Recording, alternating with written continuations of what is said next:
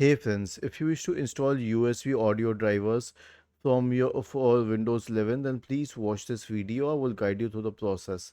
So USB drivers and audio drivers are very different, and every USB device may not have a specific audio driver even if it's an audio device. So here's what you can do. Search for device manager and open the device manager. Expand the list of audio drivers.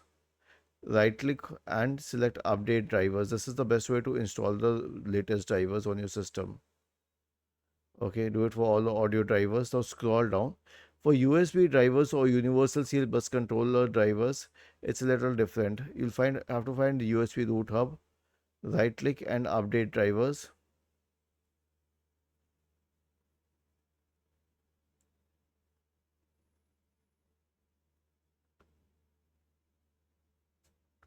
Was this helpful? If yes, then please subscribe to the channel. If not, then let us know in the comment section of the video on how we could help you further. Thank you for watching this video and have a nice day.